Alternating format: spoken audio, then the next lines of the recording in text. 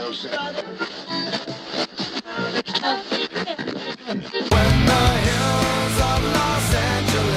Los Angeles, I'm in those Hollywood nights. She goes to California, oh, California. What you say about Los Angeles? LA got the people saying,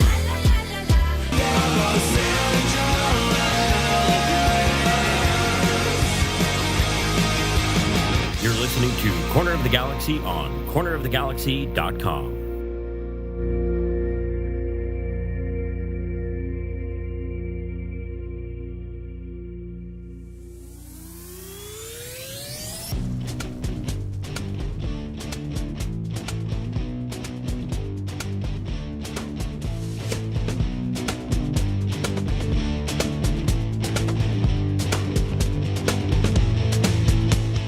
Welcome to Corner of the Galaxy, the show that talks 100% LA Galaxy soccer. We're glad you could join us. Now it's time to sit back and relax as your hosts navigate through the twisting, turning, but never boring world of your six-time MLS Cup champion, LA Galaxy. Hello, everybody, and welcome to Corner of the Galaxy on cornerofthegalaxy.com. I'm your host, Josh Guesman, coming to you on Thursday, July 10th. LA Galaxy getting ready for a finals rematch, all the finals, the most finals, DC United and LA Galaxy playing against each other. The two old foes return to the pitch to face off coming up on Saturday night, and DC United is hurting, just fired their coach. We're going to talk about that a little bit, and we're going to get you ready for that game. The big news, of course, coming out of camp this week is that Riqui Puig is back. But how back is he? We'll certainly give you an update on that as we get going, and a lot more LA Galaxy news to get you updated on. Now, to help me do all this, we are glad to have him back. It is the one, the only Mr. Portuguese Hammer himself, Eric, the Portuguese Hammer Vieira. How's it going, buddy? Yeah, it's going well. You know, I thought I was going to have the beard grow out, but we're on a one-game win streak with the mustache. You got to keep it. So we're going to keep this party rolling. We're going to keep it going. We're going to keep the stash going. And we're going to do a reverse Sasha question. It will stay here as long as we keep winning. Okay, that's good. That's good. I need a point of contention, actually, for me, or at least a point of order. I need people to vote on two things I think we could possibly do on the show tonight. One, we have to decide if I'm allowed to go to the game on Saturday. I know that they won the last. Now, I was there when they beat RSL. Right? I was there when they beat RSL. I was not there whenever they beat Vancouver. I don't know what this. I mean, I'm 50-50 there. It feels like it wasn't me. Like it feels like it. I wasn't the cause of the losing. But at the same time, I don't want to ruin anything. So I need you to weigh in on that. Yeah. Well, last time you were there, they won. So I think that's your saving grace right there. If their first win of the season was with against me not Vancouver there, on then July, I'd have to stay out. Then you'd have to. But I think since they won before, you're allowed back. That's the caveat there. Now, if they lose, we're going to have to start asking some questions, and we're going to have to look long and hard in the mirror and make some decisions here. But we'll see how it goes. Right. I remember there was a fan one year said that every time they would go to the bathroom, the Galaxy would score, and literally the Galaxy needed the goal, and their friends would not let that person come back to the stand. They're like, you have to go in the bathroom, you have to stay there.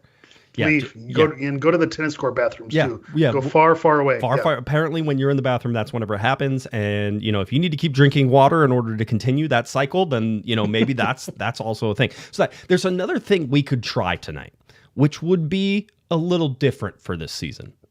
We could pretend that the LA Galaxy are actually a good soccer team. We could take the last 5 games and say 2 wins, 1 loss. Two draws. Like this team's on a roll. 4 games unbeaten out of 5. Yeah, right. So we could pretend somewhere. There is going to be a point where if they win this game against DC United, that's a big if. We can talk about the sort of the different things that are going to come into that, because there's a lot of little pieces that are going to affect this game. But we're going to have to start talking about the Galaxy as quote unquote in form, because all of a sudden they're going to have a pretty decent record. We've been waiting for this 3-game sort of. We were like, this is it. When they were on the road trip, and I was sort of like, listen, it's probably not going to get better on the road trip, right? Like, this is not the place for it to happen. East Coast, the whole deal, and going around and doing that, going to Colorado, those types of things. you knew that it was going to be tough. You knew, and I talked to Edwin Cerillo today. Edwin Cerillo was talking about how he goes, we've been playing on the road most of this year, and they were -4 in terms of the 4 more away games. Now I think they're -3 or 2 now, so we're starting to even out a little bit, but they've been behind the 8 ball, and then you suck while being behind the 8 ball too. It doesn't double whammy. It doesn't help, right? It doesn't help at all. As they say, it insists upon itself. It insists upon itself, and it does. So we sort of have to, and I'm not saying we have to do it now, but there almost needs to be an adjustment in the tenor and tone of the podcast if this continues, because I am on record as saying you can't trust this team, and I'm just going to give you a preview of DC United. They're a train wreck, absolute train wreck. Yeah. Do we want to jump into the preview now? But I'm gonna. The interesting thing is we made the bed last week with all the caveats to Vancouver about the players they were missing. Right. Coming in kind of, a little bit maybe wary, on the road, a couple weeks in LA. And so we gave all that. But given all that, that was easily the Galaxy's best game of the season, while still leaving meat on the bone that there's still room for improvement. So while that was their best game of the season, when you only have, 1 win in the season, that you're going up against a lot of poor performances. So that's not saying much. Right. So that does leave room for improvement. But you have to give them, you're only allowed to play the players who are lined up on the field against you. You can't imaginarily and we've done the fake games on FIFA during the COVID times, and we don't need to do that, the imaginary games. But you're only allowed to play the teams in front of you, and they handled their business. Did Vancouver have some opportunities, and were there some shaky moments? Sure, but when they needed to put the goals away, they took care of it. And what has been the problem with the LA Galaxy all season long? When they need to find a goal, they weren't able to find it. So is it a change? Is it something different? Or is it just the breaks? You and I have kind of been on record that it's just a matter of the ball bouncing in, or the players kind of getting mentally right and figuring it out. And that's the difference, because we don't think we've seen a god-awful team, obviously, sitting in 30th place. That's the hill that we're going to continue to have our shields up and keep going. But this could be, okay, maybe this game against Vancouver, win against RSL, before the break or before the road trip there. And so it's like, okay, this team maybe is not a playoff contender, but they're maybe not bottom of the table. And I think I was having a conversation with someone who it's a wild thing to say a year removed from a championship, right? But not getting the wooden spoon after this start, you have to wait, do a little mini confetti cannon, a little sparkler. We're not going to do the big, we just had 4th of July, the big, $200 mortars that are going off. But, hey, we didn't get the wooden spoon. Let's set a little, that's a win of sorts. And that's a bit of a sparkler. So I think right now, when you talk about what's your benchmark, what are you setting your goals at? Climbing out of the wooden spoon race, I think is, okay, let's get there first, and then we can start talking about what you build on from there. And then, of course, with the news of players coming back, and you see a lot of players getting injured on other teams. So as other teams are starting to trip and fall and have these issues, then the Galaxy continue to build momentum. So who knows how things are going to pan out. But again, they're trending at the right direction. I know a guy who used to say peak at the right time. So finding your way to peak around Leagues Cup, getting healthy for Campeones Cup, there's these little salvageable moments that are going to be there. Let's get to Gus, $5 super chat. The Paintsel goals were not strong goals. That was talked about.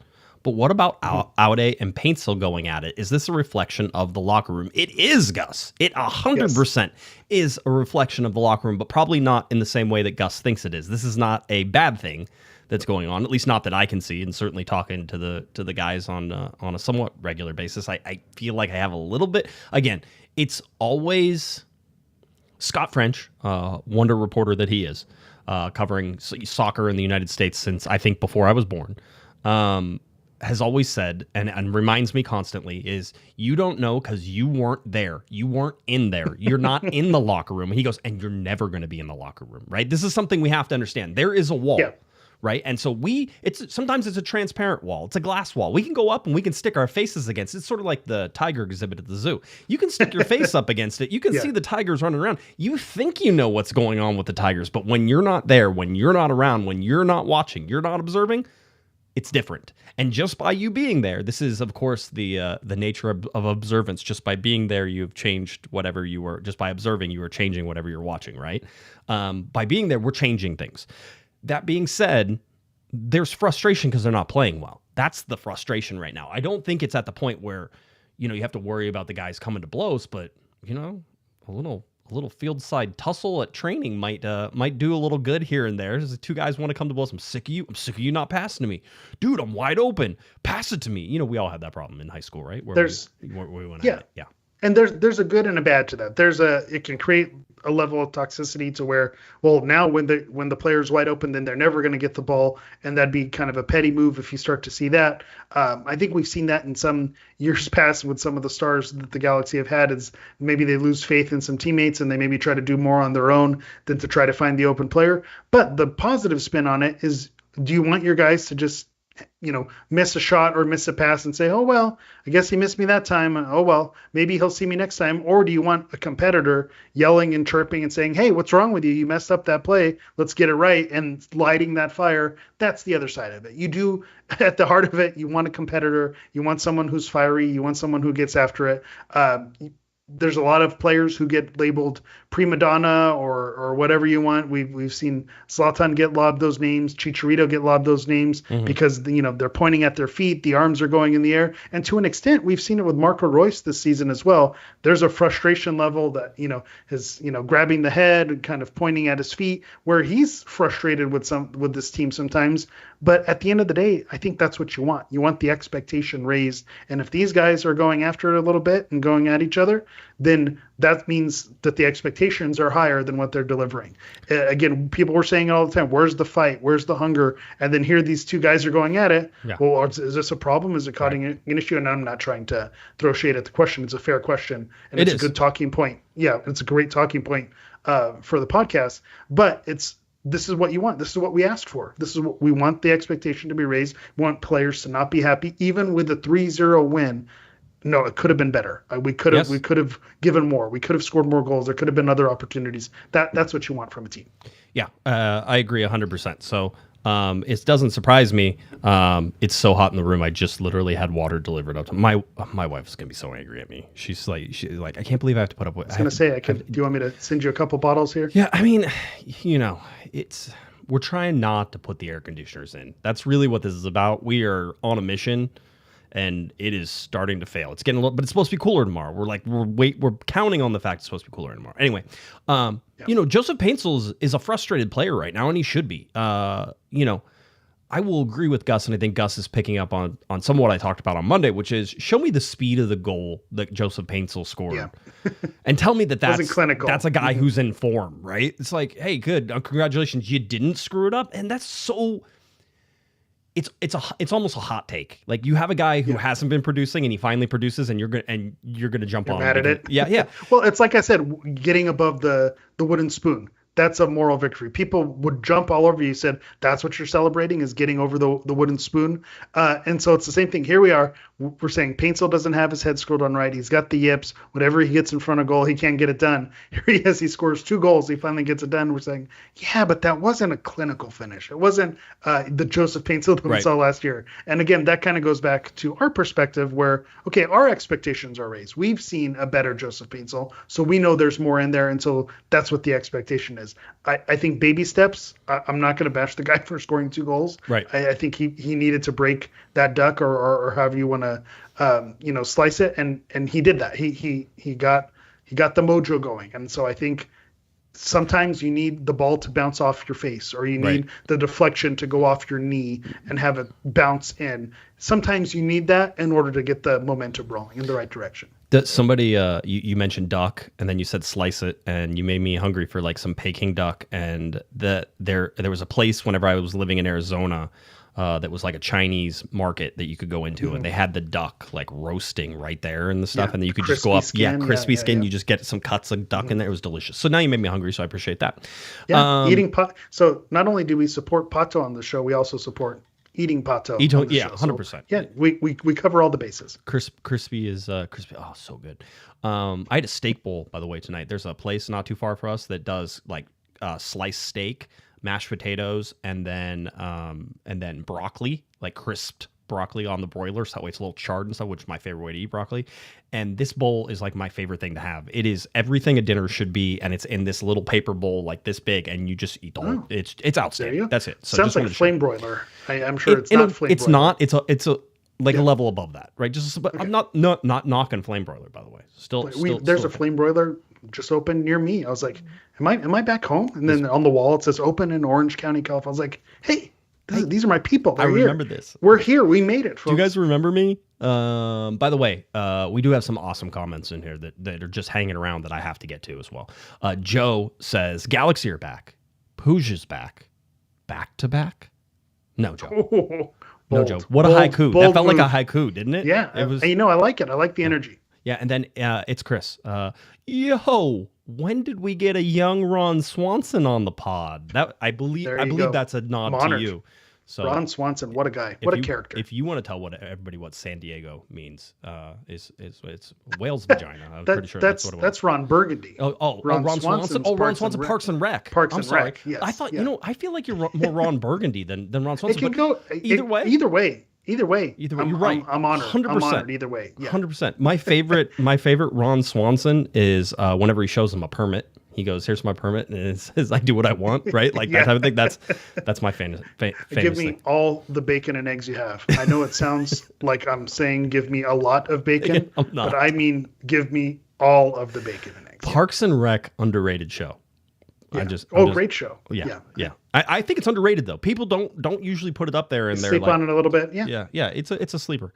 No, so you see this. The point and the big point I think with Paintsel and Aude is looking at the play that happened that caused that, right? Because Paintsel cut inside, and then Aude was sliding in behind him, and was going to be open in the box. If Paintsel cuts that back to his left, that's a goal for Aude, right? Instead, Paintsel dribbles, and this is what Paintsel does. He comes inside and he shoots, and that's cool, and it works sometimes. It hasn't worked a lot this year. Not this season. Yeah, but we've seen it work. So seeing that pass, and I think that we're seeing a lot of that. How many times did Peck go in and he misses Paintsel on the left-hand side because Peck is trying to hog the ball, right? And I think they're both trying to do too much. Go ahead. Yeah, I think Peck has been the one who's been on the wrong end of it more than anyone this season, where he's making a run. Has his arms flailing. I don't know how many games I've seen where he's frantically sprinting, opening that space, and then there's no one on his side, and he's waving his arms, and he just never gets the service either from Paintsel or from Cerillo. Sometimes it doesn't work out, and I think he's someone who's probably frustrated. So he does it sometimes on his own. But again, what are we doing here? Don't we want our attackers or wingers to try to score goals? And so, if you would have asked us in the preseason before we saw how the things were going to shake out, all right, there's an opportunity on goal. You have Aude crashing on the one side, and Paintsel can cut inside and take the shot. What option would you rather have? Yeah. We would say, well, have Paintsel take it all day. Yeah. Aude's your defender. Yeah, he's had his moments. So of course, we want our guys doing that. But again, like I said, I think it's all a good thing. Yeah. By the way, Maya is in there and was confused. Like I said it at training. No, I think if they get a tussle in training, if there was one, I wouldn't hate it. Right. Hopefully while the press is there so we can report on it. It's not fun if it happens and nobody knows about it. So that's an important thing there. Speaking of the LA Galaxy, getting back on the tracks, which nobody said. Which nobody said. I said. They mentioned in training. Did this happen in training? In training, let's get a on training the tracks. update. Yep. Here we go. Let's do this instead. Got it. The trains. I was trying to play off the trains. This is okay. We'll get there. With a couple more years of this. I had the wrong segue, but it still plays. Yeah, a couple more years of this, we're gonna have this down. I'm telling you, buddy. 17 seasons, not enough. Just when you hit 20, I heard is whenever you really hit your. That's what Howard Stern says, right? That's what Howard Stern says. That's totally true. The LA Galaxy Star Squad will be making appearance at the Train Club coming up on July 20th. So the deal is the trains run on the third full weekend of every month, so the 19th and the 20th. They run from 10 a.m. to 3:30 p.m., right? Continuous running. Usually we have anywhere between 6 and 9 trains running. So usually we can keep your wait down to about 20 minutes whenever you're there, if it's a busy time. The Galaxy Cosmo, the MLS Cup trophy, should be arriving at 10 a.m. on July 20th, and they'll be there until 12 p.m. So come on out, see Cosmo, see the trophy, see Cosmo ride tiny trains. Really, this is a once-in-a-lifetime opportunity. I know everybody's there, but we'd love to have you out at the Train Club. Wear your Galaxy gear. I'm probably going to wear my Galaxy kit. So whenever I'm Look at there, this guy. so I know. You never see that happen. No, So that's a rare occurrence. It's unusual. Show up to get Pato in the Galaxy kit. It's unusual, but I think this time it warrants it. So we're happy. So if anybody has any questions on that, you can go to ocmetrains.org. You can hit me up on social media, although I miss some of that stuff sometimes. So however you want to do it, we're around, and we'd love to have you out at the train club. And it should be a really nice weekend. I'm hopeful. Hopefully it's not too hot and everything like that. And so it should be fun. And your mom still loves the trains, right? She still talks about it. She says, "Does he still do those trains?" Those, fascinated just by the miniatureness of it, but yet they somehow look like actual, working gigantic trains, and just be the way you ride them and go through the park. It's just a nice view. So I know a lot of people who listen to the show. You've had your events and people come through. Yep. But if you haven't gone yet, I tell you, it is a marvel. You got to go sit on the little train. You think you're not going to like it. It seems weird. You want to laugh at it. Yes. And you see people with their legs off the side and you go, really? But then once you get on and it starts moving, it's a magical time. And especially with Cosmo there, the trophy there, a lot of other, COG listeners and Galaxy fans. What more do you want? I can think of a lot worse ways to spend a Saturday. Joe said, even Cosmo back from injury. The stars are aligning. See, he's not wrong. We're all back. Galaxy back. Cosmo back. It's all, the stars are aligning. All 6 stars, Joe, all coming together. Go. That's what it needs to happen. So anyway, that's what's going on with the Train Club. If you have any questions about it, let me know. Other AEG alumni news, because I thought this was at least interesting. Everybody remembers Tim Leiweke, and Tim Leiweke being, the president of AEG for a while during the Beckham years, and certainly brought in Robbie Keane and doing all the big things that Tim Leiweke normally does. Now, he had an unceremonious departure from AEG whenever there was the whole bring the stadium to downtown LA. It was Farmers Field. Do you remember all this fun stuff, right? Farmers Field was going to go in. NFL team was supposed to play there. Yep. So there was this whole big thing, and it was I think it was the Chargers that they were trying to bring up to LA at that time. What do you know? Just a little early. Tim was just a little early. All that stuff. But eventually, Phil Anschutz, to my understanding, asked Tim Leiweke to step down. And there was hints of some impropriety or something, or him trying to align bids so that way everything would work out. And then AEG was up for sale at the time when Leiweke was there, and Leiweke was trying to find a group that would take over for him. So it was a whole crossing of swords, if you will, with a bunch of different things moving. Well, Tim Leiweke, one of the most accomplished execs in business of sports, an absolutely correct statement, has been criminally indicted by the Department of Justice in an alleged bid rigging scheme. The government claims that Leiweke rigged the bidding process around the University of Texas's $375 million Moody Center. So the only thing I will add as someone who tries and has done large projects that are worth, not on the scale of Tim Leiweke, by the way, much smaller, is that as the projects get bigger, as you get into the hundreds of millions, as you get into the 200 million, as you get into the 300 million, lots of things start going into this gray area, right? And if you're trying to get stuff done, because there's going to be a lot of opposition to whatever you're doing, you can't build anything anywhere anymore without people being like, you shouldn't do that, and you can't do that. I'm going to make it my life's work to make sure you can't do that, right? So seeing Tim Leiweke indicted, by the way, I think that he had to step down sort of as the Oaks Holding president, but now he's at the vice chair. Like he went all of one chair down sort of to slide sideways on that.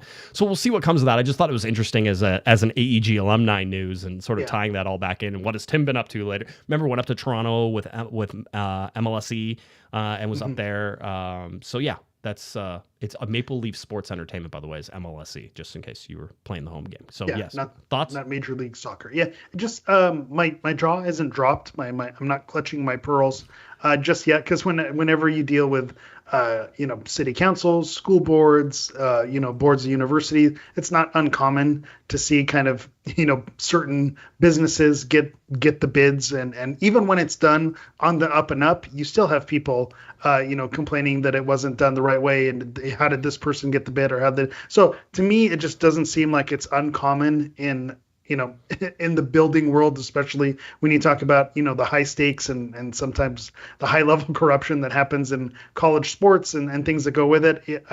NIL is a big deal with college the last couple of years, and paying the players. So there's this big to do about, well, they're finally paying the players, and I always tilt my head a little bit, and I said, finally? Do you mean fine? Like, That wasn't happening before. I'm sure it was happening before. It's just kind of a new way of doing it. So, the bid rigging process, is there an up and up way to do it? I'm sure there is, but at the end of the day, ultimately are the people in positions of power going to make the moves that are going to be in the interests of people they know. I'm not shocked by it. Again, it doesn't make it right. And obviously if he's being indicted, then there's something that seriously went wrong with it. But I don't know that I'm totally shocked that, people at a, higher level like that in a position of power abuse their power. Oh my goodness. What a shock in the world we live in. So again, not totally shocked by that. If the glove doesn't fit, you can't acquit. All right, that's all I'm going to say for Tim Lewicki. So we'll keep an eye on that as that goes. Now out to the training field because we wanted to talk to it. Edwin Cerillo was one of the guys we got to talk to today. By the way, just if you are looking for a guy who will be in Major League Soccer probably for a very, very long time, Edwin Cerillo is that guy. In 10 years, you're going to be going, is Edwin Cerillo still playing? And yes, the answer is going to be that Edwin Cerillo is still playing. And some people are going to be like... Diego Fagundes 2.0. Like in that sort of way, right? Mm-hmm.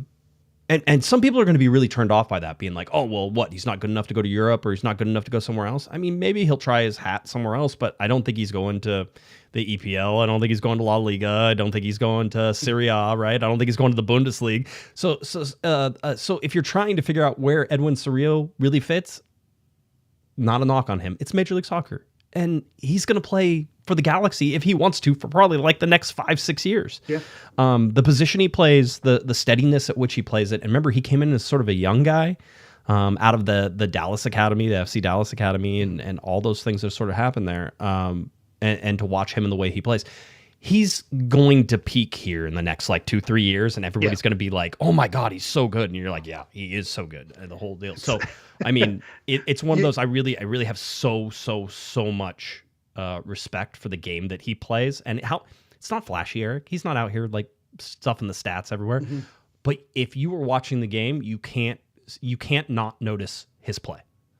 Yeah, he's a heart and soul of the team. I don't know that he's the sole piece of that, but he's someone who is an engine and an integral part of what makes this Galaxy team tick. You saw it last season on display where we thought he was going to be a depth piece, and he ended up being an out-and-out starter and a huge part of this team. And I think that's something that I'm really impressed by. I don't see what you're saying as a knock when you think about, are you going to go to one of the big 4 or 5 leagues? Well, what's the alternative? Okay, maybe I can go play in Denmark, but is that really better than staying in, close to home and knowing the league? Yeah, I mean, you can. I don't know that it's a bad thing to stay there, but my mind went to a different place when he said he's a player where when he starts peaking down the road, I'm like, oh, great, and he's someone who we're gonna get rid of because he's gonna be too expensive, and you're gonna have to dump him off. Just another team is gonna pick him off and benefit from him. But I think. It's kind of one of those, if he's not the player, like you said, who's going to jump off the stat sheet, but people who are paying attention to Edwin Cerillo are enjoying watching him play. And there's something about he's being involved in a lot of media photos, and I know the Menace campaign was starting up again, with the merchandise that's coming forward, and he's kind of part of that as well. Right. So he is someone who is also a great face for the team because he's young. He kind of makes that connection. So he is really, it is kind of great to see him get his flowers. I'm going to say something that sounds creepy. It's not creepy. All right. I promise you it's not creepy. All right. He has one of the best smiles. Whenever you're talking, whenever he's enjoying like being there or enjoying, even today, whenever he was talking to us, he just put out, because I asked him about Riqui Puig, and like, and by the way, if you missed the beginning of the show, Riqui Puig is back, yay, confetti, a whole deal, and I wanted to sort of talk to whoever the player was, because I didn't know it was going to be Edwin, but whoever the player was and Greg about Riqui coming back, and not just like back, because we'll talk about that in a second, but being on the field, what does that do? And I asked Edwin, what does it mean that Ricky's back on the field for you guys? He goes, man, just the biggest smile across all our faces, and like seeing him smiling like that. And you're like, you're smiling like that, right? Yeah. And you're like, yeah, it's what the Disney prince does, right? You put him out there, and everybody's smiling, everybody's laughing. He's having a good time. He's laughing, right? So I think there's something to one. Riqui coming back and as we transition away from Edwin, but Riqui coming back and enjoying the game. I mean, such a big thing. And Greg Vanny said he wanted to celebrate the return to like grass, right? Like, because this is Riqui Puig coming back to the grass. This is Riqui Puig. You're allowed out on the field. This is Riqui Puig. Like, you're allowed out at training. Now, we're not training here, okay? Let's. I asked Greg Vanny today. He's on the field. He's on the field, okay? So that's good. He's on the grass. He's training on the grass. That's great. But I even in the Discord we were sort of talking about, is it 4 weeks? Is it 8 weeks? Is it like how long is the whole deal? And there was a funny thing that happened on the call today, and I told Acevedo that I would tell this truthfully. But they were asking questions, in-person questions. I think Scott French was there, and Damian Calhoun was there. Edward was there too, I believe. And so they're all asking questions, and then all of a sudden they're done asking their questions, so then it's usually Zoom time for people who are waiting on the Zoom, and Kevin Acevedo goes, all right, thanks Greg, right, the whole deal, and Greg's like, okay, and then like he starts walking off, and I'm like holding my hands up like, hey dude, what happened? And I texted him, I'm like, hey man, I'm like, did you not want us to ask questions or whatever? I forget what I said. I said, what about Alex and I? Because Alex was on there as well. And he goes, oh my God, I'm sorry. Get back on the call. I'm like, okay. So we came back on, and then Greg popped over. And so Greg grabs the laptop, spins it around. I did suggest Kevin Acevedo have to run laps for his misstep. So we'll Punishment, see. Fair enough. Punishment, fair enough. I like it. But then I asked Greg about Riqui Puig and sort of what it meant for him to be back. I go, but can we set expectations here, Greg? I go, I'm guessing that Riqui Puig isn't going to be back in 4 weeks. I go, I'm guessing it's not like 6 weeks. Is it 8 weeks? Like I was trying to be like, let's set the big picture here. Greg told me, and he goes, it's months, not weeks. Months, as in multiple. He goes, it's 2 months. He goes, I dare even say it's 3 months, right? So. Oof. Yeah, the whole step here is this, and we're going to get into this discussion again. Do you shut Riqui down for the rest of your? It's a stupid discussion. I don't like it, but we can have it again. It's fine. I will articulate my points as I always do for it. Greg made a point that the type of player Riqui is, the dynamic movement, the way that he floats and moves and stabs and sort of jives in and moves to the front and feints and does all this stuff. This is not a guy who runs in a straight line. Right. So this is not a guy he's not an outside back who's just going to run it, who doesn't do a lot of cutting, who doesn't do a lot of stuff, who doesn't need the versatility of movement that is going to be. So when you're talking about Riqui Puig and him coming back and sort of retraining that leg and doing all the stuff that he's doing, he's not even allowed to touch ball yet. Okay. Let's put that in perspective. No ball, no contact. He's allowed to run on grass. That's where we're at a certain rate, by the way. He's not allowed to run very fast right now. So that has to build up. And so the real answer to the timetable is, yes, Greg Vanny said, months, maybe even, maybe not 2 months, maybe 3 months. And I think he's being conservative with it because we don't know how Ricky's body is going to respond to what they're asking him to do again. And then eventually to get back to what Riqui is, right? Yeah. Which is this freaking little like Tasmanian devil who spins around in different circles and does all. He's so unique. I don't know that you can sort of put that timetable on him. So I think Greg was being conservative with it. Yeah. And I think part of it, you have to understand that Ricky's not an aging player where he's not on the tail end of his career. So if you want to put the rose-colored glasses and kind of figure some of this out, 3 months as being the conservative estimate, that's worst case scenario. So maybe, he starts working and things start to look better. But you make a great point about he's not a sprinter and that's not his game. The type of player that he is, if you think about how the knee is constructed and what you need the ACL to do, that sideways movement and cutting, you're right. That's not something where you want to rush him out and, he's going to kind of half test it. It needs to either be fully healthy and ready for the type of, plays that he's going to do, or, you need to give it a rest. And so that's something where you have to be careful. Where you start playing, and I forget who mentioned it. I think John Cena mentioned it in the chat. That the months, not weeks, is going to be the quote. Yes. Joe 13 Cool. Again, John Cena is in the chat, but Joe 13 Cool said it, the quote of the day is, "It's not weeks, it's months," and I think that's where everyone kind of goes to. So then you start looking down the calendar, and it's okay. Where if you go a couple months down the line, that puts us in September. Then you September only have 10th. You only have 2 games in October. Then you start thinking about Campione's Cup and things like that. That's in September. Last year, there's no date on that officially, but last year it was on September 25th, which was a Wednesday. And so you look in between the 20th and the 27th. They have 2 home games.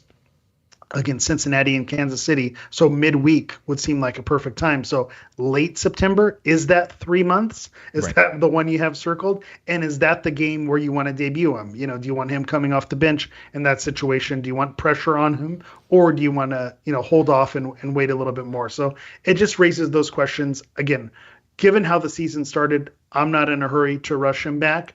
But I do want to see him try to get some minutes at the end of the season. I don't want to rip the Band-Aid off, next year at Coachella. I want to see, somehow getting on the field. You saw how excited the players were with the photos you showed us. Yep. We talked about Edwin Cerillo's smile. Yep. Look at Joseph Paintsill just kind of staring at him. Like, that's how you want someone to look at you, the way Joseph Paintsill was looking at Riqui Puig in that photo. And just to kind of bring it all the way back around to Edwin Cerillo's smile. One of the highlights of last season was when he scored that banger against LAFC, and he walks off with a serious face, and then he just cracks a little smile at the end, like a little smirk, like, I know what I just did. And so that, that's the joy that Riqui is bringing. And so you're right, pump the brakes. He's not on the field. He's not, doing ball drills. He's not training with the team. But you see how just him on the bench, just him in the stadium, right, brings a little bit more life, from what people say when they show him on the screen. I think one of Alex's reports mentioned that just him being there kind of brings this little bit of extra energy to the stadium. So you can imagine how the players feel about him going, Riqui battling for them battling for Riqui, and him just being there kind of off to the side, I think creates some of that locker room camaraderie that maybe is missing. So we can talk about everything that Riqui brings on the field that the Galaxy have missed, but there's also things off the field that we don't recognize. Like you said, we're not in the Lions' den or the Tigers' den. We don't know what it's like. And so maybe he brings a little extra element. And based on how players talk about him, right, how well he's revered in that locker room, you can tell that even without touching the ball, even being off to the side, that it is bringing kind of some of that joy back to this team when at the beginning of the season, some of that joy was definitely lost. Side note, did you see the Tigers exhibit that has the rope that you can play tug of war? I did go there. Where is that? Do you know where that is? We need to go there. I need to play tug of war with Tiger. I don't care if I fall, if they pulls me against the glass and I break my nose. To say that I got in tug of war with a tiger, I want. Yeah, that's the kicker. Yeah, if you haven't seen it, there's a clip of a guy at a zoo. There's a rope. One side's on the tiger cage, and the other side's on the the visitor side.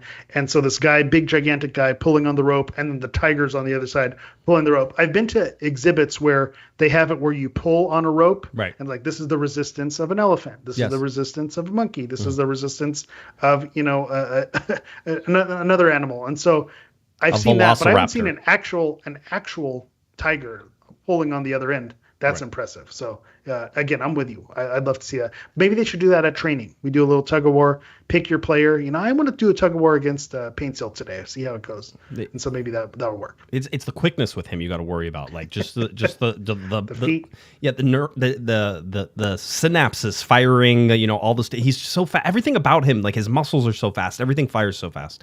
I thought it was interesting to sort of ask Greg Vanney about, whether or not that could sort of buoy the guys. And he's like, yeah. He goes, absolutely. Because we're happy to have him back. And again, he said it was important that they celebrate sort of this milestone. But I think, again, cautiously, I'm going to say it's going to be 2 months. He dumped cold water on it. Yeah. Well, and he should. I mean, that's why I wanted to ask. I kind of figured that was going to. I figured Matt, like the fastest, like I don't know how far along he was, so I'm like the fastest I could see if you're like just touching grass, like 4 weeks, like where you're ready to go. But and I thought 4 to 8 weeks. So the 2 months was on the outer edge of sort of where I was trying to suggest that was going. So we'll see that. How it progresses. The thing is that now he's back with the Galaxy. He's back training with LA. We are going to be able to ask about his recovery now and sort of where he's at. Now, that doesn't mean you're going to get a update every week because ain't nobody got time for that, right? But I think in another 3 weeks you're going to ask again. You're going to be like, hey, how's Riqui doing? How's he progressing? And then Greg can sort of talk about that a little bit. Also, it should be noted that Greg Vanney isn't in charge of Riqui Puig's recovery. He's not out there helping Riqui Puig. He's like, no, I got a team to coach. That's the health and the training staff who have worked out specific things for Riqui to do, and it's about checking off those milestones as he gets back. That's what's going to determine the timeline eventually, is how fast he's able to go from these different things safely, because nobody's talking about rushing him back. But the people who are saying, Eric, shut him down and don't even bring him back for 2026 are wasting opportunities for him to get out on the field and get back to the Riqui that you want Riqui firing on all cylinders whenever he comes back in 2026. You don't want it starting in 2026. And if that was the plan, then you wouldn't even see him out there with the team training. If the plan was we're going to shut him down, let him fully heal. But I think that they do want to try to get him back on the field before the end of the season. So that's why you're seeing it. I'm with you. We're probably not going to get updates every week in terms of the muscle percentage and how much it's growing and what his top speed is. But I think with how down the Galaxy have been this season, they were probably really excited to make that post that Riqui Puig is back on the field. And so I think when the next phase happens, when he starts training with the ball, we're going to see a post about that. When he gets on the field and training, we're going to see a picture of it. So I'm sure those milestone moments we'll still get, but it's probably not going to be a week to week, update every single week. Although you're here to ask the questions every week, we can. We're not going to. Trust me. I only get like 2 questions. I'm not going to just waste them on Riqui Puig updates all the time. A Riqui Puig every week. I'm not going to be that guy. No, I think if the Galaxy were playing the fun game, they could have a web page that was, it just says Riqui Puig on it, and then it had a loading bar underneath it, and it just slowly, you could go to it and be like, oh, getting a little closer. Getting a little closer. The Domino's pizza tracker. Yes, exactly. Riqui has left the store. Yeah, he's on your way. Yeah. That's exactly. Can we get a sponsorship tie-in, please? The Domino's Riqui Pizza Tracker. Yeah, I love it. It's crazy. All right. So one of the things that we're also watching are the rumors, right? And there are rumors surrounding Julian Aude, which I so far will say that I believe, and through all my discussions, those are unfounded at the moment. I said that when you see Julian Aude being shopped inside the league, that's going to be real. I do believe that he is up on the block. I do believe that that's an asset the LA Galaxy could move to get something. I don't love it. I'll be honest. I don't like it at all. I am not opposed to doing nothing in the summer, and I know that would like scare people to death. But I'm like, let him work this out. Like, don't save all the Galaxy already don't have any general allocation money. We know that. So they're already going to have to go out and try to create something. And by using the inter-league transfer system, they're able to capture the most amount of money for that, probably. That's why Julian Aude is probably not going to be a trade for somebody if it comes through. It's going to be the inter-league transfer, and there's going to be cash coming to the LA Galaxy. That's what I believe. So that type of thing. I really like Julian Aude. I think, and Greg Vanny talked about him today because he was asked about the rumors of, is he gone? I think Jalen asked about it, and Rob was, what do we expect from Aude? The whole deal, and he goes, whether he's here, and this was sort of one of those things. It's like, I'm not really that worried about whether Greg Vanny. I'm not really worried about whether he's going to be here or not. That means that he's on the trading block. That's my interpretation of that. The bottom line is that he gives us something whenever he's on the field, and his ability to beat a guy and allow Joseph Paintsil to play more on sides. That way Aude can get on the outside more. All those things have I think an overall benefit. And that's why, you're just starting to get him back in, and he's just starting to play. Yeah. You got him 2 started games, and the Galaxy are looking good, and everything's sort of hitting form. And it's like, now you're going to go ahead and move him because you need some money. And I understand the need for the money, but I don't love getting rid of a U22. That you have developed and now are finally ready to sort of see the rewards coming for it. Yeah, that's the reason I don't like it, is because it feels like you're abandoning the project. The U22 players are supposed to be these projects where there's longer term investment, and then you're hopefully supposed to see them develop into better players. And so Aude, you're right, the last 2 starts, and the Galaxy have gotten wins on the board. I don't think that's an accident. I really love what he brings moving forward. I think he's great on the ball. I don't think there's a lot of other players on the team. He's probably a top 3, top 4 when it comes to ball control and being able to maneuver out of situations. Riqui Puig obviously is number 1 when he's at his best, spinning and going in circles, getting rid of players. But someone who maybe goes under the radar, Julian Aude, whenever there's a player, on the attacking third from the other side, and he's able to get the ball and control it and weave out of the way, he's really great. And so I think you'd really be losing a lot if you got rid of him, especially with all the change that the Galaxy has already have this season, and getting rid of some core players who maybe were more integral than we thought they were. I think getting rid of another player with that experience, I think that is going to impact the chemistry, and it all goes back to who else is coming through the door. Do you have another U22 lined up that's going to go? But then I think about the price tag. I believe he cost $5 million when the Galaxy purchased him. So if you're selling under that, like 4.8, right in there. So if you're selling him to someone for $4 million, why take a loss on a player? These U22 players are not supposed to be the players you're taking losses on. So it just feels like you're abandoning and giving up on a project. Now, on the flip side of it, I understand if you need to make money, No one's going to come for your bench players who are not starting somebody and have no somebody talent. goes, no goes, "Get rid of one's offering you Zavaleta." money. Yeah. Somebody's like, no "Get one's rid of Eric offering you Zavaleta." money for those guys. No. Yeah, and those guys aren't attractive to the team. So I understand that perspective that if you want to get money, you have to have attractive players who are going to be wanted by other teams. And so I understand why Aude is on that list. But I don't like the move. I think he brings too much for this team. I think he should be the starter, and I really like what he brings to the team. And I think he could play himself into a position where he becomes more valuable than what you paid for him. Yeah, you can make some money on him. That's the whole thing. And that, by the way, the other person that is getting labeled in a lot of these is Gabriel Peck. And as of right now, I would say also that I believe those rumors are unfounded as well. I don't believe there's much to that. And the big reason is you're going to take a loss on Gabriel Peck if you try to transfer him right now. Same thing. Yeah, and why? And how do you? The big deal is if you're Will Kuntz, how do you go to Dan Beckerman or how do you go to Phil Anschutz and you sort of go, hey, by the way, I'm gonna get rid of Gabriel Peck, and this guy I begged you for last year. Yeah, this guy we spent $10 million on. I'm gonna transfer him for $7 million, and we're not even gonna make our money. It opens up a designated player spot. That's good. You're not going to get all your money back. That's bad. It doesn't make any sense to me. So to me, the Gabriel Peck thing seems wild. That's like even more. See, the thing with Julian Aude is he's an asset. People want him. His cap's hit right now is $200K inside the league. Somebody wants that guy, and they're gonna spend maybe $4, $5, $6 million in order to give him. Maybe it's $3 million, right? Who knows? Yeah. Whatever that ends up being. The point is he's an asset that at least you can understand why the Galaxy might move him. Gabriel Peck is the opposite of that in a lot of ways, and so I don't believe those are true. So that's what we have. That's what we have with transfer rumors. I'd say everybody take a deep breath. All right, the rumors. Somebody in the Discord asked me about the rumors, and I said they are wacky as heck this year. I'm telling you right now, I have not I can't even go ask about some of these because it's like some dude in his basement in Brazil who's like, Gabriel Peck is a sea monster. We're gonna get him. It's like what? I don't even know what that means. The pitchforks, yeah. It's also when's the window? It's a couple weeks away, right? So we're not July 24th. Okay, so 14 so days away. we're not all the way in it. So it's going to probably get wackier as it gets close. Greg Vanney poured cold water on everyone who was excited about Riqui getting back. I'd like to take this opportunity to pour cold water. I'm going to get on your team here. Yeah. If the Galaxy do nothing, that is not a bad thing.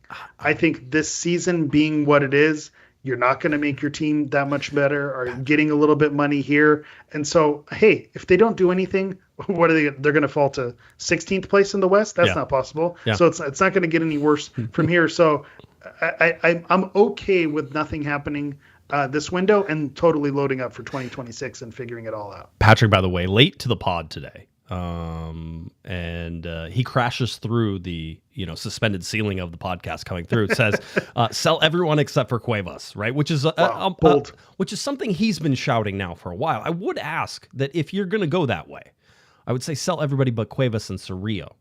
Those are my rules. Like if you're playing that game where you're wiping the slate clean, I'm keeping Cerillo. We each get to pick one. All right, everyone picks one player to save off the island, and then you get 5 people, and then everyone else goes. Cerillo, I'm keeping him. That's mine, and then we'll see. You get. It's like the expansion draft. You got to protect some guys. I'm protecting my one player. All right. Patrick says that he's pouring cold water on your cold water. Which I raise your raise. Yeah. Yeah. So, I like it. So all the fun stuff there. Now, let's sort of transition a little bit because this is a matchup. Eric, this is a matchup. The LA Galaxy and DC United face off in a rematch of the 1996 MLS Cup 30 years later.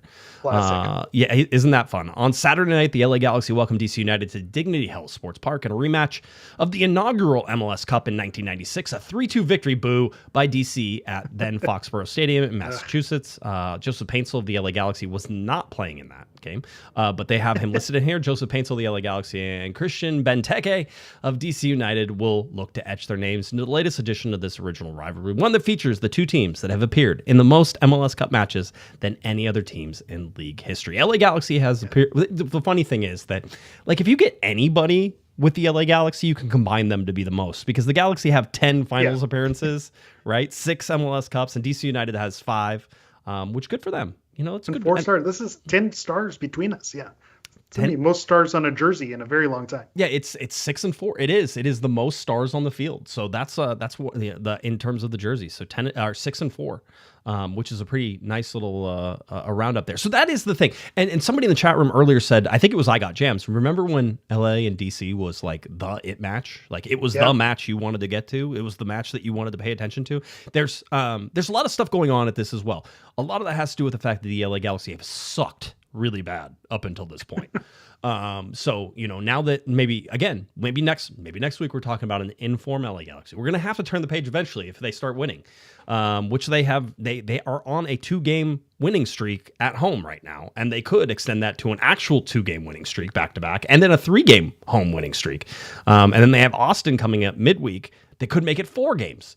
Yeah, it's not that, but for the first time in a long time, it's not crazy. So anyway, Pups at the Pitch coming up this weekend. So bring your furry friend. $35 is there. We have, of course, the Filipino Heritage Ticket Pack, which is there as well. So swing by that. It's a cool hat. I really enjoy that. I dig that hat actually. That's a nice flower's hat. Cool. Yeah. There's the SpongeBob Ticket Pack. Of course, it comes on LAFC's heels of the Hello Kitty. Hello Kitty. What are we got doing? SpongeBob. Yeah, What I love are it. What are we We doing, got to get Eric? Labubus. LA Galaxy Labubus. You got to get in on those. That's next. I just learned about One Piece. Do you know what One Piece is?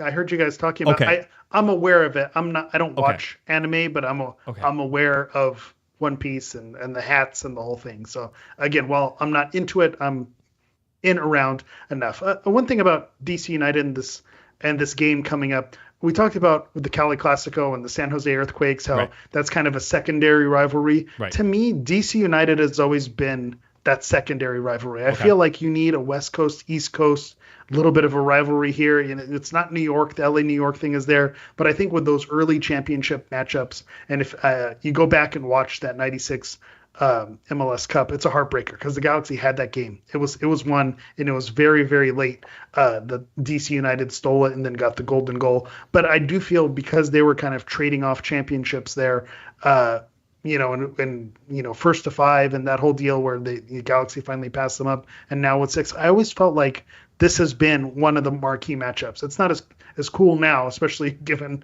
where they are in the standings, but I always felt like this should be a secondary rival and pumped up a little bit more. And then the last thing is with Pups on the Pitch. This tells you how the season's going. We didn't get a call from Purina this time. I know. To do the live show. I know. So that's how you know times must be tough. Things must not be looking good with the Galaxy season when we're not getting the Purina call. Yeah, it's a horrible, horrible thing to have happened to us. I'm trying to figure out, and I saw this stat and I didn't believe it, and I just went and looked at it again. The last time DC United came to then the Home Depot Center and won a game was in 2005. As a matter of fact, on my birthday in 2005, July 23rd, 2005. That is the last time DC United has beaten the LA Galaxy in LA. Was that the Freddie Adu game where he scored the game winner? I think I was at that game. Hold on, I'm looking. Yeah, look it up because I remember that because that fits in the Freddie Adu era, 2005. Yes, Freddie feels Adu, about right. 90+2, 1-0. There you go. 1-0 Game DC winner. United. Yes, and that was one of the first times I remember a rival player getting a lot of heat in the stadium, like people cheering. He scored the winner, and there was some cheers and some eruptions. I was like, against DC United in 2005, we're cheering a game-winning goal, but that was kind of Freddie Mania at that time. That was him, at his peak at 16 and a half years old, making the Galaxy pay. It's been that long. Crazy times. it's been that long. Let's not mess that up. I always thought it was dubious, like his age. He always seemed like he was like 10 years old. It's always been a rumor, right? Yeah, it was one of those crazy things. Anyway, Carlos, by the way, $5 super just says, late to the live pod, but good on the Galaxy for meeting SpongeBob in Bikini Bottom. I think he's referencing, of course, the depths to which the LA Galaxy have fallen, and of course where SpongeBob lives. There was the drum, the I'll see myself out there. now. Yeah, it was a rim shot. It was good. It was well good. done, Carlos. Yeah, it was a good dad joke. I enjoyed it. Very good. So if we're looking at this game then, and let's turn the page over to the game, the LA Galaxy versus DC United coming up at 7:30 on Saturday, July 12th. The game kicking off at 7:40 p.m. This game on Apple TV and MLS Season Pass. Now the big news is that DC United had parted ways, and this came out this morning. Edwin Cerillo goes. We asked him about it today, and he goes, yeah, that was news to me this morning. He goes, we were all like, oh, they fired their coach. Greg Vanny said that Troy is a friend, and so he was sorry to see that it went sideways and all the things that he was trying to do there. listen, this is less on Troy. Less. How do you say that name? Is it Lesney? No, I'm not gonna try. Okay, good. Okay, awesome. I'm just gonna let you fall. Yeah, Lesesne. Lesesne. I like Lesesne. Lesesne sounds right. Is there a French? I don't know. Anyway, Troy. We're on a first name basis. Troy going. Lots of DC United fans in the mentions whenever this went in and saying, you know, it's not the coach, it's the fact that, you know, that they're not spending any money on the team. Yeah. Certainly, the big player that they're looking at, by the way, I think they're going to be coached by their academy coach for this. It's an interim thing. They did hire another manager. That's already been announced. They're going with a Swiss manager, Rene Whaler, who they've signed. But you're right. This is someone who has to still come in. So the coach was just fired this morning. They had a 5-2 loss against Nashville yesterday in U.S. Open Cup. Yep. Johnny Perez getting on the score sheet. And so this is still fresh. And so it makes me go back and forth because you hear about the new coach bump. And so, well, if a new coach is coming in, you're not necessarily going to get that new coach bump because it's not someone who is on the staff. But if their academy coach is coaching, maybe it is someone on the staff. So maybe you do get a new coach bump. So there's always that thing that you have to worry about. Is the new coach bump real, one? And then two, if it is, are we going to see it against the Galaxy? Or are we going to bank on the fact that they had a midweek game, didn't look good, they just fired their coach, they're in a low spot right now, so this is a time to kind of handle your business against a team who's coming in very, very wounded. Yeah, and you know, Edwin Cerillo said, you know, hey, I've been part of that whenever they switch coaches in Dallas. He goes, there's going to be guys who are like, now I have a chance to show myself and play, you know, the whole deal. So you could see a rise in there. I also think that there's so much dysfunction in that right now. Traveling all the way across country probably isn't exactly what they wanted to do, especially with the game on Wednesday. So they're short rest and they're coming to LA. Body clock bad for them, 7:30, 10:30. So 10:30 p.m. body clock that usually works in the Galaxy's favor for the East Coast traveling to the West Coast. All those things are there. They also, in their league game over the weekend, 0-0 draw with Atlanta in DC. They got booed off the field for that. And so, Atlanta's not been great this year either. No, they both, I think, were on like 3 or 4 game losing streaks, and they both like broke them by tying 0-0, right? It was one of those. So it wasn't a great look. The bottom line that I see from all of this, and whenever you look at DC United, is, you know, not a great team. You're looking at the talent gap, and I think we were sort of talking about the talent gap in some of the other games that we've been looking for the Galaxy, and you're going to see it. Now, that being said, Christian Benteke is not to be messed with, right? I mean, just watching him, even the Atlanta game, he should have probably had 2 or 3 goals, and he's been injured, so he just came back. He's sort of like starting to float back into some of this stuff, so he's back, and now he's going. Yeah, that's my metric. Who on the other roster scares you when you look at their lineup? I don't want to oversimplify it, but DC United is Benteke. So if you're going to stop DC United, you're going to have to shut down Benteke, but that's not an easy thing that's done. He's someone who's been in the Golden Boot race, someone with a big pedigree, someone who just is a class act when it comes to putting the ball at the back of the net, someone who knows how to do that. Yeah. We were having our conversation about as Nascimento, someone who is going to be that elite striker who just knows how to bury the ball. I haven't seen that from him, but look right on the other sideline. Benteke is a guy who's just going to know how to bury that ball in the back of the net. So the key to the game to me is if you could shut down Benteke, then you're going to look at 3 points. The other name that's there, Servania is there. He's a name that's been around the league. He spent some time in Toronto, some time in Dallas. He's made the Galaxy pay sometimes in the past. So there are some MLS vets there, but there is a big talent gap when you look at who are the players on the other side that are going to scare you. There's one player that really scares you, and everyone else, it's a lot of names that maybe you don't recognize,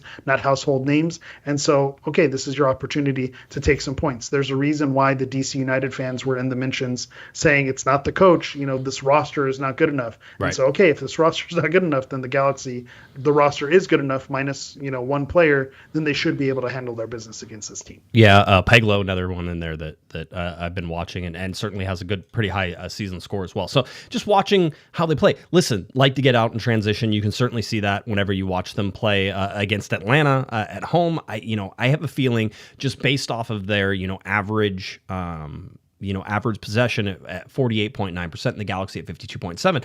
I'll say this. I think DC United has been put in positions where they've had to carry the ball more because they've been behind in a lot of the games. And if you go and just look at their, the general form there, listen, it's nothing to be excited about if you're the LA Galaxy. That having said, DC United comes in on basically a 4-game winless streak, lost 3 in a row, and broke that whenever they tied Atlanta, not counting the U.S. Open Cup on the other side of that, which they also lost in between the Atlanta game and the LA game there. I feel like DC United has sort of tried to pull itself out of maybe playing so much in the counter, but you can see them whenever they try to run, that they try to get people forward. Probably one of the reasons, similar to the Galaxy, is that whenever you're behind, you're having to throw numbers forward and sort of play that. And the other part that plays in the Galaxy's favor is they're one of the few teams in the league that's actually worse on goal differential. The Galaxy at -20 and then DC United at -22. So again, Benteke can be dangerous, especially on set pieces and in the air where maybe the Galaxy haven't been strong. But the defense is going to be there for the taking. This is a team that has allowed a lot of goals. When you look at the goals allowed, I believe they've allowed 39 goals. Goals against. Scored just the Galaxy's 17. 42. Yeah, so they're kind of right there in that Galaxy range in terms of goals against. But what does that say? That says that the points are there for the taking. Yeah, and by the way, the Galaxy would have been a lot closer to that if they wouldn't have won 3-0 whenever they last played Vancouver. So that sort of saved things. Adam's in the chat room, $5 super chat. Did you guys hear about the flash sale earlier for Saturday's game? They're doing flash sales now. Why? Well, if you went to the game on July 4th, there's empty seats. And there's empty seats, I think, for a myriad of reasons. Adam says, have you guys heard about season members canceling due to the Galaxy not speaking up? I know there's certainly people who have stated that. That's a thing. Mm-hmm. Anecdotally, I can say that I've seen that. I don't know. I don't have hard proof that it's actually happened yet, but I absolutely could see that. Greg Vanny talked about it today in training because somebody was asking him about it. I believe Scott French was asking about it. Just with the fans walking out and the whole deal. Greg knew ahead of time that was going to happen. He actually said that he talked to the team ahead of time so that way they weren't surprised whenever it happened. Yeah. Right. And by the way, if we're talking about on the field management, that was something that I had not suggested. He goes, because Greg didn't want them to be like in the middle of the game, like where'd the fans go? That type of thing. Yeah. Yeah. And so understanding that it was happening, was part and parcel to managing that game. So I thought that was interesting. Yeah. I mean, listen, with all the conversations I've had around all this stuff, there is, you're not going to be surprised, and I think Kevin sort of said this whenever he did, but this isn't like the Galaxy as a front office and a team are fully united behind the not making a statement thing. And so there's lots of, I would suggest, people who would be a lot happier if they did, and that goes for the supporters and the thing. But quite honestly, I think they should have anyway. I think they should have made one too. I don't know if that does much, right? Especially now. That's the part. Oh, now I go back and forth.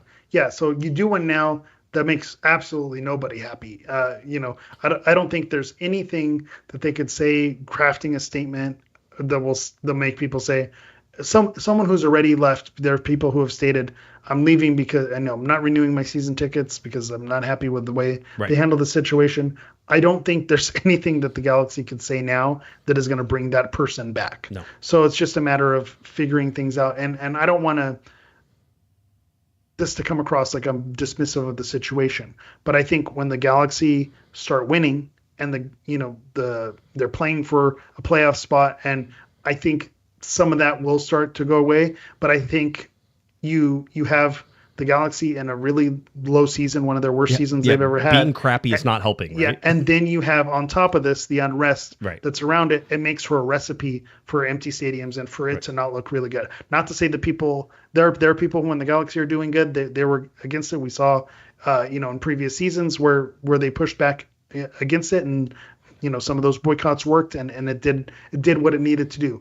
But I just feel like if the Galaxy were in a different situation, that might create something. And that's not me being dismissive. I think that's the reality of, once this team starts to get a little bit better, people start to move forward.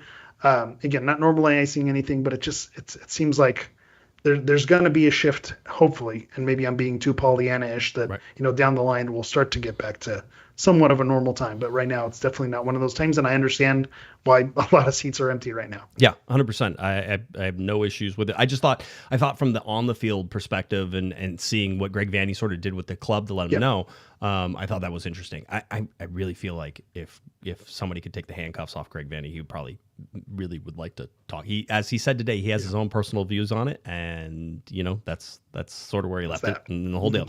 I'm sure that is up and that you can listen to all that. So regardless, Galaxy have to play DC United on Saturday night. So we'll see what that is. By the way, Feel the Berm says the opt-out is coming out. So the opt-out for season ticket members to renew for next year is coming up. That'll be one of those, that's when you're going to see where the rubber meets the road there. Yeah. By the way, also, John Cena, 14 points away with 17 games to go, 2025 MLS Cup champion LA Galaxy. Going to make the playoffs. We're back, baby. I'm just trying to catch St. Louis. Just so we're not, not the wooden spoon. If you show me in 14th place or 29th place, yeah, you're right. We're 2 points shy of Montreal. So 3 again, a win here, St. Louis. a Montreal loss, and we're in 29th place. We're cooking, climbing, here, and we're in great shape. Climbing. But to me, so that's where my first pull-up bar is going to be right there, and then we'll worry about 2025 back-to-back champs in a little bit. It's funny because I said we got disconnected, then we came back on the call, and when we came back on the call, Greg sort of grabbed the laptop and was a little more loose than like just the stand-up thing, and so I said, listen, I know you guys say one game at a time, and I get it. I get one game at a time, the whole deal. But you guys had to have marked these 3 games that you had back to back to back. And then you're even at LAFC, so you're still in your same bed for the 4th game. Yeah. Like, you guys actually get to be home for like a whole month.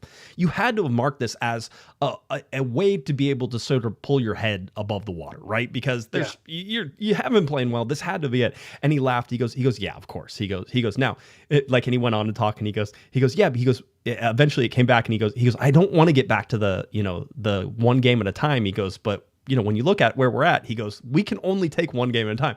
And it's sort of like, I see that. It's like, you can't, he goes, we can't look at the playoff line. We can't look at the other, we need to look at, as you said, Montreal. We need to look at St. Louis. We need to grab them and little pull jumps. them. It's like whenever you're flailing in the water and you're trying to keep your head above water, you want to push the other people down around you, right? This is survival 101. Everybody knows this. And probably not a great thing to talk about with all the Texas floods and stuff. So we'll go away from that. But like, you want to grab St. Louis and throw them down behind you. And as you're racing to try to catch these people, as soon as they're within arm's distance, you want to grab them and put them behind you. So that way you can be like, you're done now. We're done with you. And if you can start getting that momentum, and if you can start clearing that up, you can see a pathway to the LA Galaxy being, a better team. And I think that's all you're sort of, listen, Leagues Cup, it's a crappy tournament, and even how it's set up is crappy, but win 2 of 3. It's going to be interesting, with the 3 Liga MX teams that you're going up against.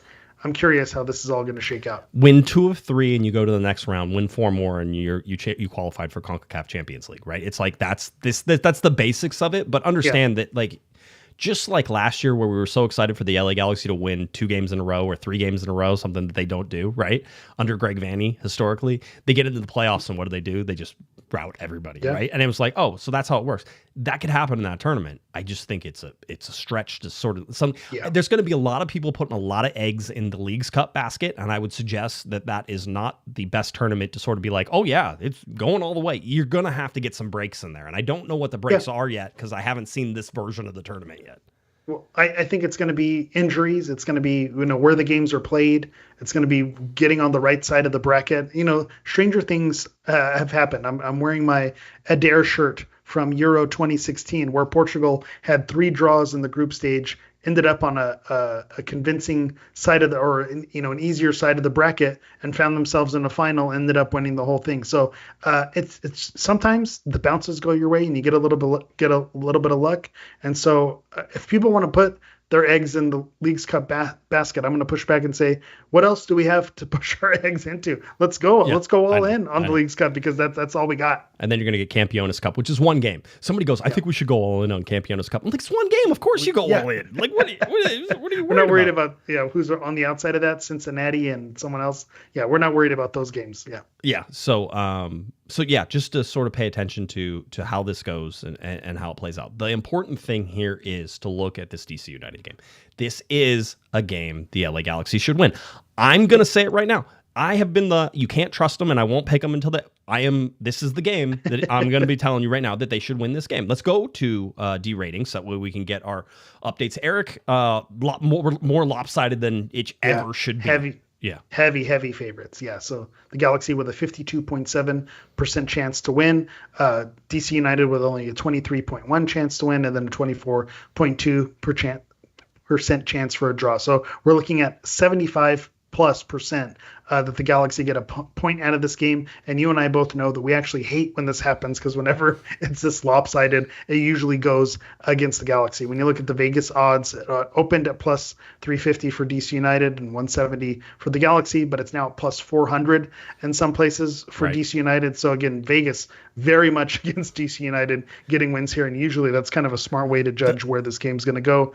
Galaxy at minus 165. So it seems like, I don't know that I'd bet money on it, but it seems like if the Galaxy are going to get a quote-unquote easy win, everything seems to be lining up like this should be, an easy 3 points for the Galaxy. You don't bet on this game. That's what you do. You don't. Correct. Like, you would not take this game, right? The whole deal. Although, I'll tell you, there's one thing that kind of looks enticing. The draw at plus 325 is almost, it's almost worth some money, right? Like, it's just put a 20 on there. You can get a nice return. Right. Again, we're not financial advisors, but that can make it work. Over under also set at 3. Okay. So again, is there going to be more than 3 goals? 3 is the correct answer. 3 might be the exact number. It's 2-1 because it's a 2-1 3-1 win for me for the LA Galaxy. That's what I'm thinking that we're going to put. As a matter of fact, I'll move it to 3-1. I think the LA Galaxy. And by the way, could be 3-0 depending on how my Yoshida plays against Christian Benteke. Because if you can shut him down, you can shut down a lot of the DC United offense.